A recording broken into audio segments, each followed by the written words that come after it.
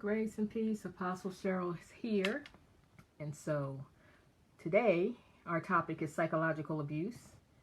And we love the Lord, and we are mantled and mandated to bring attention and to raise awareness regarding domestic violence, because it has a devastating impact on us as individuals, on our families, our communities, our cities, our state, our nations, and the world. It impacts absolutely everything. It impacts the economics that a nation depends on. It impacts everything. The ability for a victim to be productive at work, their ability to maintain employment, the ability for an employer to rely on its workforce to be consistently productive. So all these things that matter to all of us, if we're currently involved and snared in an abusive relationship or not, we are impacted indirectly, because there's a real good chance that the person sitting next to us at work, sitting next to us in our place of worship, in line next to us, in front of us or behind us, in the grocery store, is being impacted. The person who's ringing up the groceries may be impacted, and that may impact their ability to be efficient. Your doctor, your lawyer, okay? The judge that's determining your case. Because abuse knows no boundaries. And so, as you hear me say often, anyone can be a victim and anyone can be an abuser. And so it's important that we are all educated so that we know how to respond, so that we know what the signs are. We're going to be talking about psychological abuse. It's important to be able to recognize that so that we know when it's occurring. It's very, very subtle. It's very, very subtle. And for many of us, our discussions around domestic violence, okay, you don't need my permission to do that. I'm giving you blanket permission now. Feel free to share on all of your social media platforms as you help us, partner with us in getting the word out and letting people have a greater understanding of domestic violence, because we know how prevalent it is. And for many of us, our religious beliefs, or the beliefs that we embrace around spirituality and God and who God is and what God expects of us, impacts our ability to recognize abuse when it's taking place. Now, although many of our discussions focus on abuse in terms of intimate partner relationship, we're also very, very concerned about the effect that it has on childhood development, the impact it has on family stability, its relationship to gun violence and sexual assault and things of this nature, human trafficking. It's very, very insidious, as I said. So I'd appreciate it if you would share on all of your social media platforms. Feel free to chime in. Talk about psychological abuse. Now, you might be wondering, well, why do you want to talk about that? Well, I think we need to talk about it because it's so insidious. Most of the time, when it's this happening, it's not recognized. And a lot of times it's not recognized even by the person who's experiencing it, okay? So if you don't know that you're being mistreated, there's no reason to make adjustments or to address it, amen? And it doesn't minimize the negative effect that it has on you. The fact that you don't know what it is doesn't make it any less potentially lethal, okay? And so, again, thank you for sharing. I'm Apostle Cheryl Richardson. We're talking about psychological abuse, and we're going to talk about why it is so important that we recognize it, and for many of us, that we acknowledge that this is what we are experiencing if, in fact, we find at the end of this discussion that, that sounds really, really familiar, okay? So, I'm going to give you some information from the National Coalition Against Domestic Violence. And I think it's important, and we've talked about this before, that whenever we're talking about a thing, right, that we define it. So, what is psychological abuse? If anybody wants to take a shot at that, feel free to throw it up there. I love it when you guys participate as well, because we can all learn and grow together. So, psychological abuse involves trauma to the victim caused by verbal abuse, abusive acts, threats of acts, or coercive control tactics. Perpetrators use psychological abuse to control, terrorize, and demean their victims. It frequently occurs prior to or in tandem with, along with, okay, physical or sexual abuse. So let's look at that again. Psychological abuse involves trauma to the victim caused by verbal abuse or acts, threats of acts, or coercive control tactics. And we've talked about coercive control in a previous discussion. So go back to that one if you need a refresher, okay? Perpetrators use psychological abuse to control, terrorize, and demean their victims. It frequently occurs prior to or in tandem with, along with, physical or sexual abuse. So, I can't think of a single case of physical or sexual abuse that I'm aware of in over 30 years of being a mental health professional that did not involve verbal abuse or psychological abuse of some sort on the front end. It's almost like the boundaries are being tested up front. And then the perpetrator determines just how much they can get away with. How big of a chance do they feel like taking, okay? Look at that. Now I'm going to give you some stats because I like to give you statistics so that you understand that this is not just my opinion. And it's not even just based on the experience that I've gleaned over 30 years in dealing with this in childhood as well as in adulthood, but that there are statistics to bear out what I'm saying to you, okay? And I am adamantly opposed to anybody just taking anybody's word for something. Do your due diligence, determine, ascertain that it is true, and then whatever warfare, whatever prayer, whatever action you bring to it is based on knowledge and not just a feeling and not just a hunch, okay? And then that way you can move forward in confidence knowing that what you're addressing is an actual issue. So here are some statistics. 48.4% of women and 48.8% of men. Listen to that. And if you want to capture what I'm saying, feel free, okay?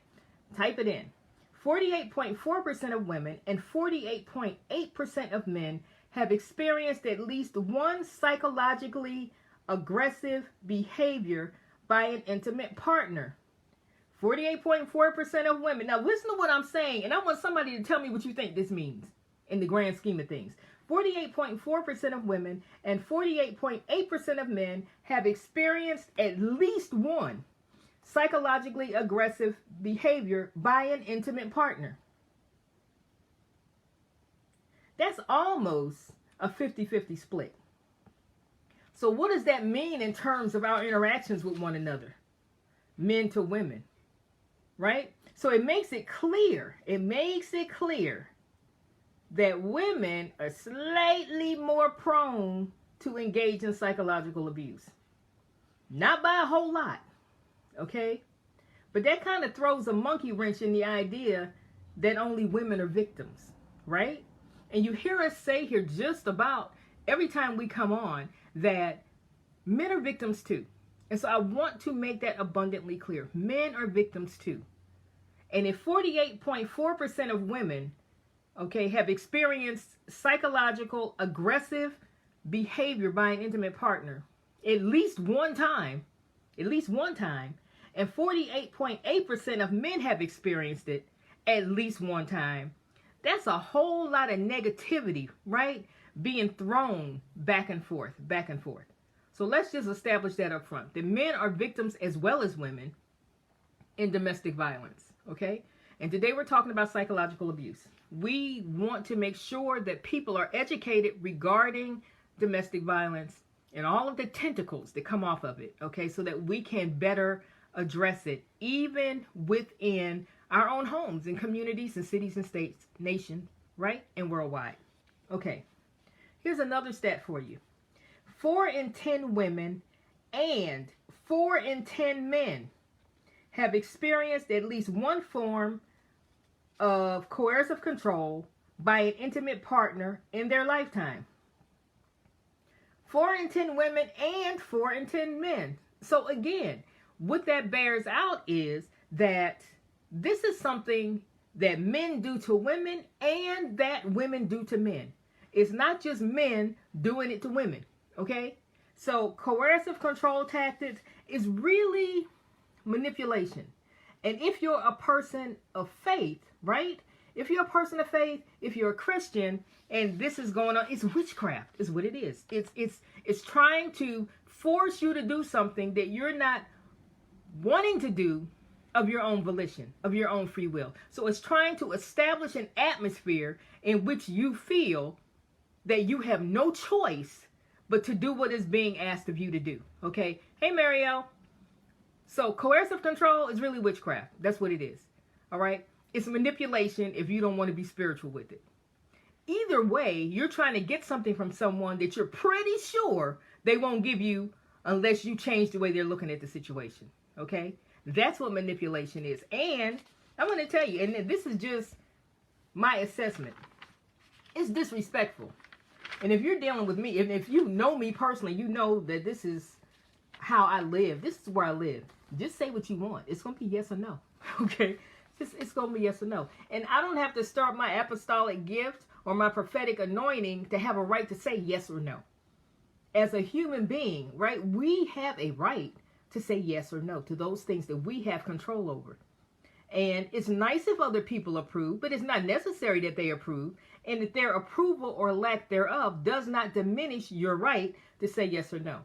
So when we engage in coercive control tactics, and when we engage in manipulation, and when we treat others this way, we're operating in witchcraft. We're operating in manipulation, okay? And we're trying to get something that we don't have a right to have unless the owner wants to release it.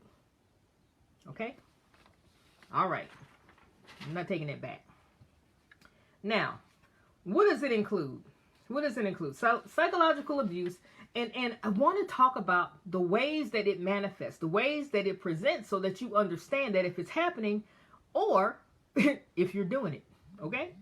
You don't have to type on here if you're doing it. If you feel like being transparent, we are here for you. You feel free to throw that up there, okay? But it's not a requirement. All right. So, psychological abuse includes humiliating the victim. Saying or doing something that humiliates them, that embarrasses them, okay? Critiquing them about something that they have no control over. Critiquing them or reminding them of something in their past that maybe was less than stellar, less than amazing, okay? Certainly if it's something that they've atoned for or something that they've apologized for and something that they've already, if it's criminal, served their time for, and we continue to bring it up and we continue to remind them of their shortcomings. First of all, you assume a position that you don't have any shortcomings, which is very arrogant and inaccurate, right? So that's not okay. So humiliating the victim is psychological abuse, no matter who's doing it. Controlling what the victim can and cannot do. That can be literally controlling. That can be putting you into a mindset, putting the victim into a mindset that they don't have any control. Gaslighting them, continuing to work on them until they accept that they don't have any say in what they can and cannot do. All right? Withholding information from the victim. I'm going to say that one again. Withholding information. Withholding information from the victim is psychological abuse. Why? Why do you say that, Apostle? Glad you asked. Okay? Withholding information because it's a coercive control tactic. What would happen if they had all of the information? Probably something that you don't want them to do. And this is why the information is being withheld. Okay? Or perhaps you don't want to deal with the consequence of something that you've done, a decision that you've made. So you withhold information. So in a relationship that would otherwise be healthy, withholding information from the victim, okay, is psychological abuse because, thank you, Marielle, because you are allowing them to move forward thinking that they have all of the information. The decision that they make may very well, at least you don't think it would be the same one, be different, right? And so we make decisions based on what we think is best at that time, right? And so if I'm making a decision based on what I think is best at the time, I'm assuming I have all of the information. And if you're an intimate partner or if you're a close family friend, or if you're a relative, you're someone that I've invested trust in, I'm assuming, right, that without reading you your rights and all that good stuff and putting you on the oath, I'm assuming that you're giving me all the information so that I can make the best possible decision. And so when psychological abuse is in operation, information is withheld, okay, so that the outcome can be impacted without the victim's knowledge, okay? Without the victim's knowledge. This is why sometimes people do things and it doesn't make any sense. It doesn't make any sense because they're not operating under the same set of facts that you are. They're thinking that the circumstances are lined up one way, and in reality, they're lined up a completely different way. Okay, so a lot of times when we look at what other people are choosing or deciding, they don't know all that we know, or the facts as they know them are different from the facts as we know them, okay? And so maybe that'll help us to not be so judgmental as well. So withholding information from the victim, this is a very subtle thing, and we can think we have a good reason for doing it, okay? But if it's not their birthday and it's not a surprise that they would be thrilled about, it's psychological abuse. All right. Deliberately doing something to make the victim feel diminished or embarrassed. This is when the perpetrator, whoever it is, sets out, I'm trying to hurt you. I'm trying to embarrass you. I'm trying to humiliate you because I'm trying to either cause you to do something or prevent you from doing something. Okay? I'm trying to control you, but I don't want it to appear that I'm controlling you. I want you to respond to the scenario as I set it up.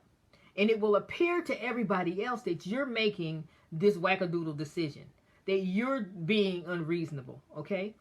And so, again, deliberately doing something to make the victim feel diminished or embarrassed. And I'm telling you 9 times out of 10, it's because you want to respond. There's a particular response that they're after. There's a particular response. If you're the perpetrator, there's a particular response that you're after. You're wanting to cause something or to prevent something, and you don't want it to appear that you've influenced it. My grandmother, my chickadee, my mama would call it throwing the rock and hiding your hand, okay? And that's what they would call that. Throwing the rock and hiding your hand. Acting like you have no idea why they decided such a thing, okay? Now, another way that you can recognize it is it's isolating the victim from friends and or family. Now, there are many ways, and if you all can think of some ways that I've not addressed, hey Cassie, then feel free to pop them up here. But isolating the victim from family or friends can be running back and forth between the two and tattletaling, or trying to influence their relationship, or trying to cause a breach, a break for your own selfish reasons. You got your own motives now for doing this. And I'm going to reference my grandmother and my chickadee one more time and say, they would always tell me that any dog that will bring a bone will carry one. Somebody please type that up there.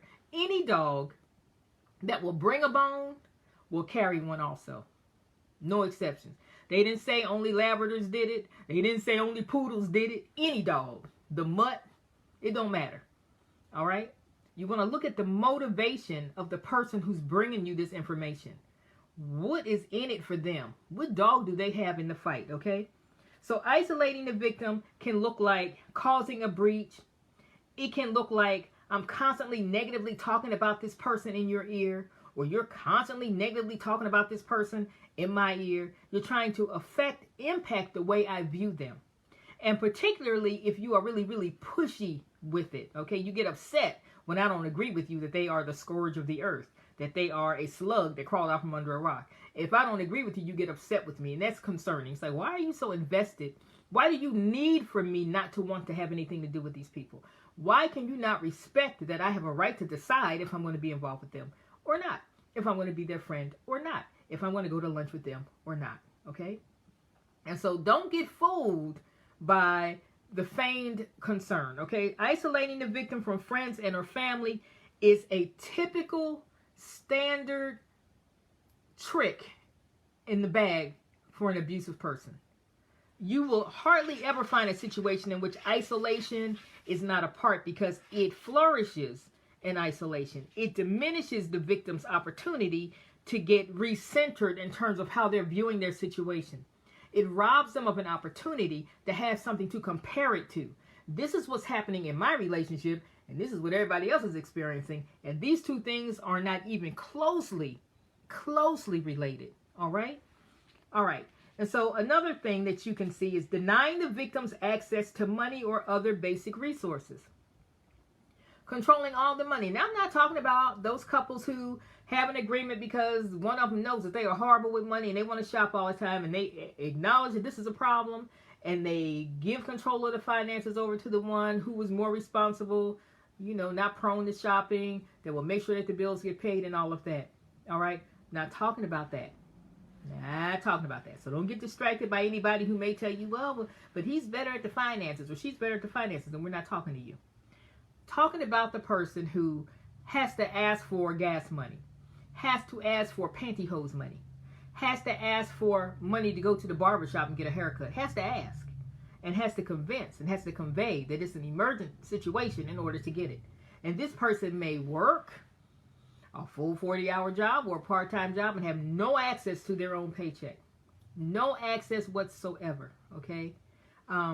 It may be hidden in the form of an allowance that's unreasonable because it's not enough for you to do what you need to do, even if you're being responsible on a day-to-day basis. Maybe you have to ask for gas money every 2 days because you're only given enough, right? So you want to pay attention to, do you have access to the things that you need on a day-to-day basis with all of your little shortcomings taken into consideration, okay? Do you have enough to not feel humiliated and to not feel demeaned, okay? Stalking, very serious problem. And I'm going to tell you something. If it is an intimate partner or a former intimate partner that is stalking you, you have a greater chance than anybody else of being murdered by the person who's stalking you, okay? Not trying to scare you. We're not in the scare tactics. All right. Demeaning the victim in public or private.